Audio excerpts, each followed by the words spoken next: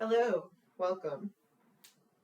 My name is Stephanie, LCSW, DDS. I'm really glad that you're here. What's your name? Naomi. I use any pronouns, really. Okay, all right.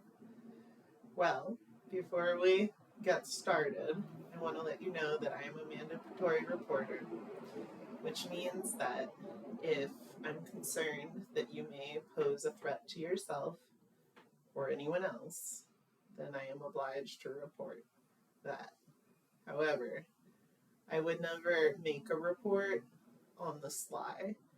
If I feel that I need to involve any outside authority, you'll be the first person to know. So what brought you in today? Well, I've honestly been struggling a lot with work stress. It's been something that's been a problem for me for a while now.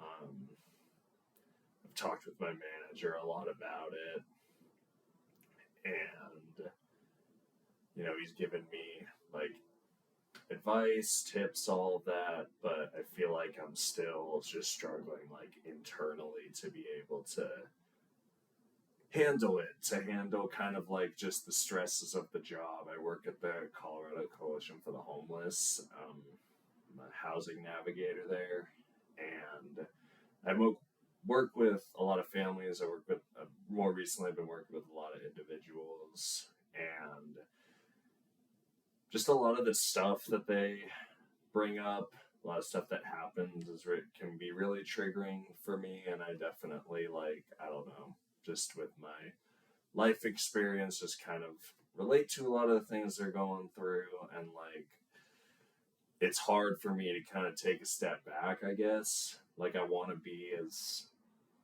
I feel like I'm a pretty empathetic person, and it's hard for me to turn that off, I guess. And I've just been feeling really burned out with kind of larger systems not working as fast or as efficiently as I want them to be.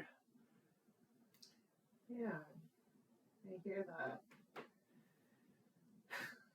Social work can be really challenging, and I just want to take a moment to celebrate you for choosing this career and for offering yourself and your time to this population. I heard you use the word triggering and touch on some of your life experiences.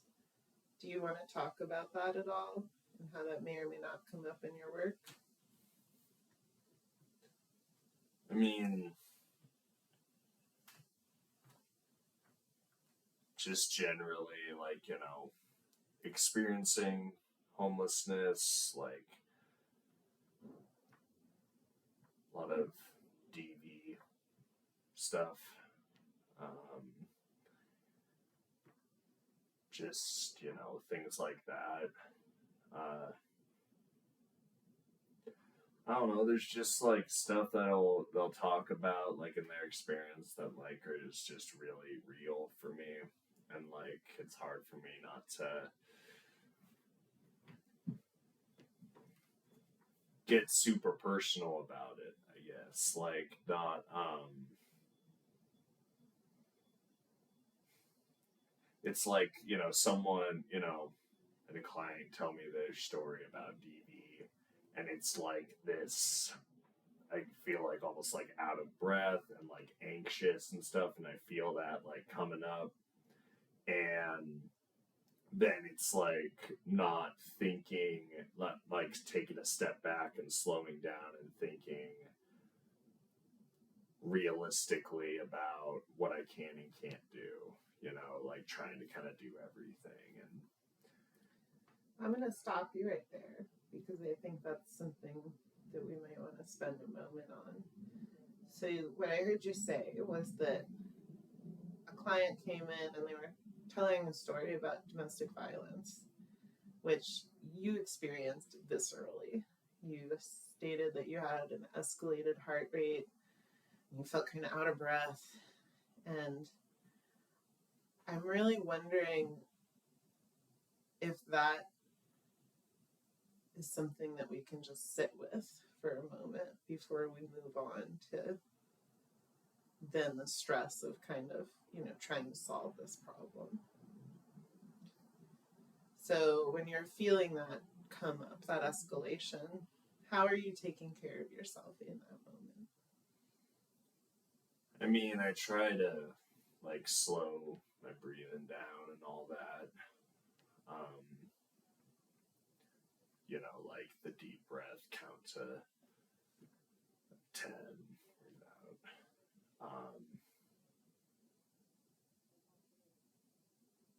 I think that's just, I don't know. It's kind of been varied, honestly. How much that's worked. Try to just kind of tell myself to relax and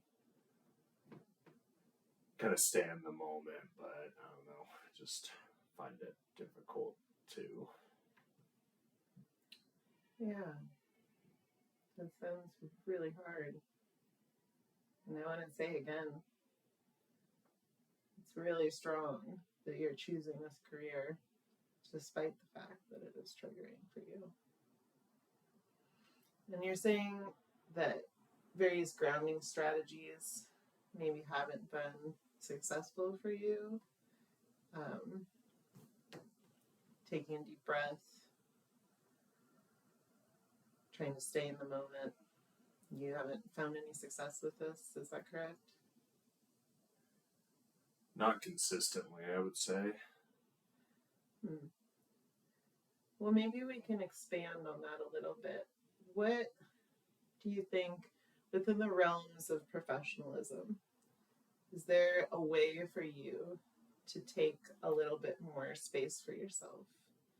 Is there anything you could say to a client? Could you go make copies? Could you check in with someone across the hall about one of their needs and just take a moment to walk out of the room and try to ground from a safer place?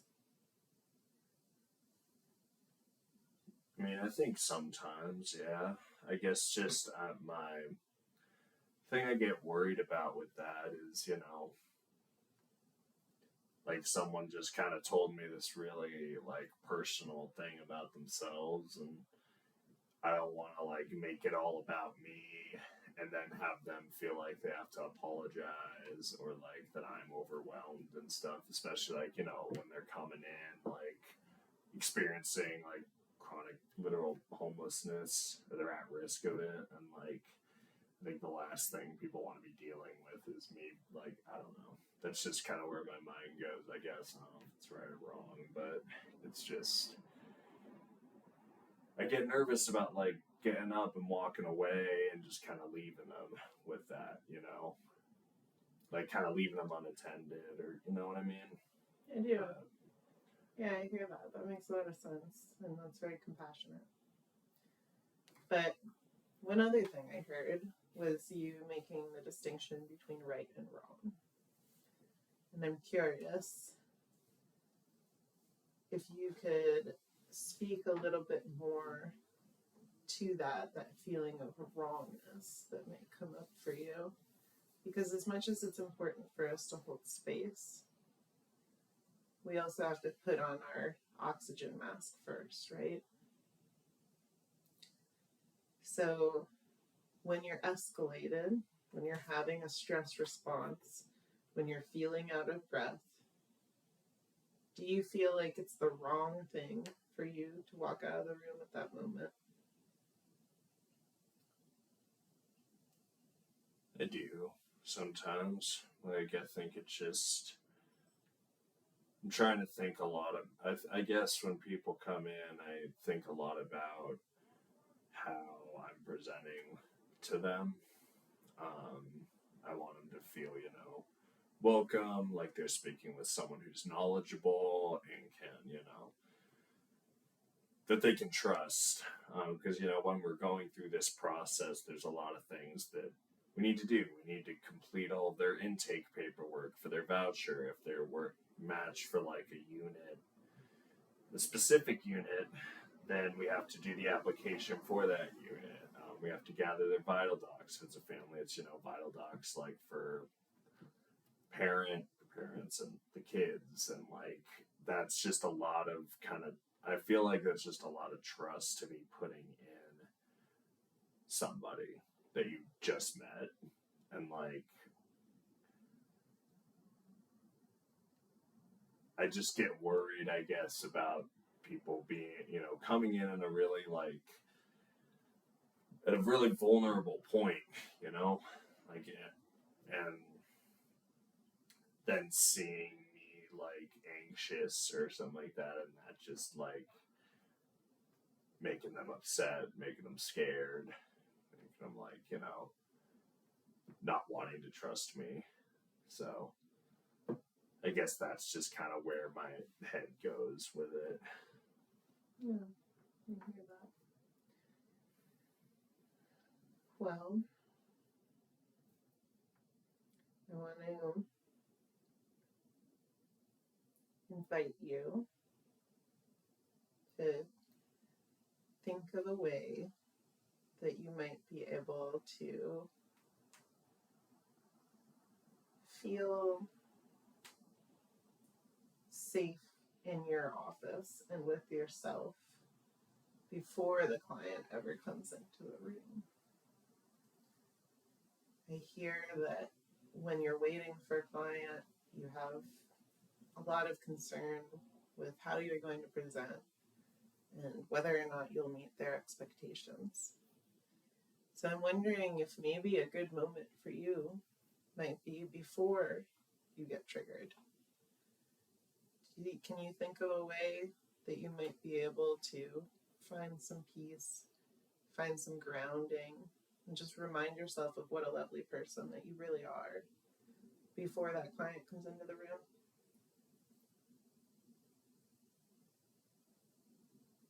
Yeah, I mean, I think I can try to structure my time to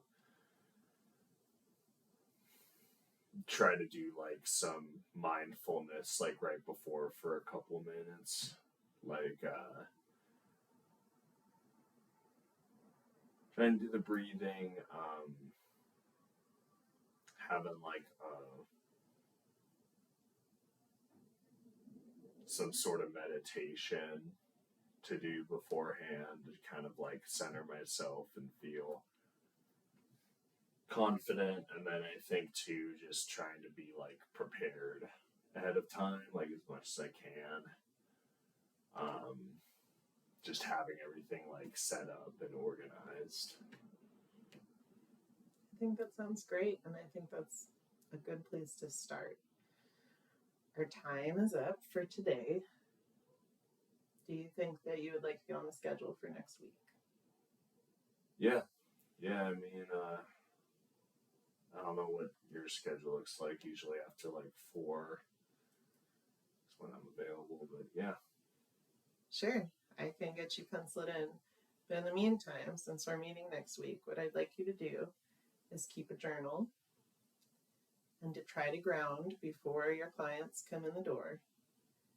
And I would like you to try each of those techniques you just listed. I heard meditation, I heard taking a deep breath, I heard just creating space and slowing down. So try each of those.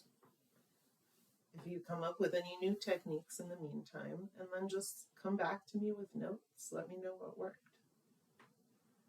Okay. All right. It's really nice to meet you today, Naomi. Thank you. Thank you.